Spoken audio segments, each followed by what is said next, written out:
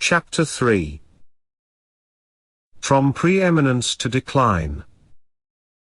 As the 19th century progressed, China experienced almost every imaginable shock to its historic image of itself. Before the Opium War, it conceived of diplomacy and international trade mainly as forms of recognition of China's preeminence. Now, even as it entered a period of domestic turmoil, it faced three foreign challenges, any one of which could be enough to overturn a dynasty. These threats came from every direction and in heretofore barely conceivable incarnations. From across the oceans in the west came the European nations. They raised not so much the challenge of territorial defense as of irreconcilable conceptions of world order. For the most part, the Western powers limited themselves to extracting economic concessions on the Chinese coast and demanding rights to free trade and missionary activity. Paradoxically, this was threatening because the Europeans did not view it as a conquest at all. They were not seeking to replace the existing dynasty, they simply imposed an entirely new world order essentially incompatible with the Chinese one. From the north and west, an expansionist and militarily dominant Russia sought to pry loose China's vast hinterland.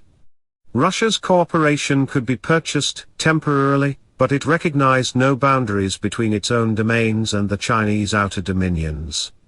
And unlike previous conquerors, Russia did not become part of the Chinese culture. The territories it penetrated were permanently lost to the empire. Still, neither the Western powers nor Russia had any ambition to displace the Qing and claim the mandate of heaven. Ultimately they reached the conclusion that they had much to lose from the Qing's fall. Japan, by contrast, had no vested interest in the survival of China's ancient institutions or the Sinocentric world order. From the east it set out not only to occupy significant portions of Chinese territory, but to supplant Beijing as the center of a new East Asian international order. The ensuing catastrophes are viewed with considerable dismay in contemporary China, as part of an infamous century of humiliation that ended only by the reunification of the country under an assertively nationalist form of communism. At the same time, the era of China's hobbling stands in many ways as a testimony to its remarkable abilities to surmount strains that might break other societies. While foreign armies were marching across China and extorting humiliating terms, the Celestial Court never stopped asserting its claim to central authority and managed to implement it over most of China's territory. The invaders were treated as other invaders had been in previous centuries, as a nuisance, an unwelcome interruption of the eternal rhythm of Chinese life. The court in Beijing could act in this manner because the foreign depredations were mostly on the periphery of China, and because the invaders had come for commerce. As such, it was in the interest of the invaders that the vast central regions, including most of the population, remain quiescent. The government in Beijing thereby achieved a margin of maneuver. All the exactions had to be negotiated with the imperial court, which was therefore in a position to play off the invaders against one another. Chinese statesmen played their weak hand with considerable skill and forestalled what could have been an even worse catastrophe.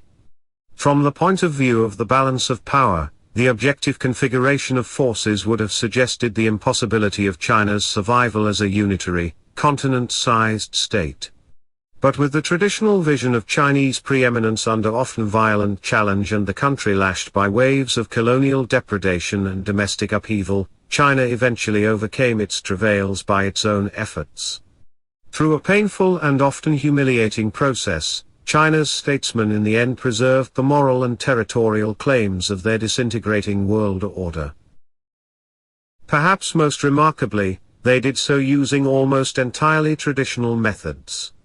A segment of the Qing ruling class wrote eloquent memorials in the classical style about the challenges posed by the West, Russia, and a rising Japan, and the resulting need for China to practice self-strengthening, and improve its own technological capabilities. But China's Confucian elite and its generally conservative populace remained deeply ambivalent about such advice. Many perceived the importation of foreign language texts and Western technology as endangering China's cultural essence and social order. After sometimes bruising battles, The prevailing faction decided that to modernize along Western lines was to cease to be Chinese, and that nothing could justify abandoning this unique heritage. So China faced the era of imperial expansion without the benefit of a modern military apparatus on any national scale, and with only piecemeal adaptations to foreign financial and political innovations. To weather the storm, China relied not on technology or military power but instead on two deeply traditional resources, the analytical abilities of its diplomats, and the endurance and cultural confidence of its people. It developed ingenious strategies for playing off the new barbarians against one another. Officials charged with managing China's foreign relations offered concessions in various cities, but they deliberately invited multiple sets of foreigners to share in the spoils, so that they could use barbarians against barbarians and avoid dominance by any one power. They eventually insisted on scrupulous adherence to the unequal treaties with the West and to foreign principles of international law, not because Chinese officials believed them to be valid, but because such conduct provided a means to circumscribe foreign ambitions. Faced with two potentially overwhelming contenders for dominance in northeast China, and possessing almost no force with which to repulse them, China's diplomats set Russia and Japan against each other, mitigating to some degree the scope and permanence of the encroachments by each of them. In light of the contrast between China's military near impotence and its expansively articulated vision of its world role, the rearguard defense to maintain an independent Chinese government was a remarkable achievement.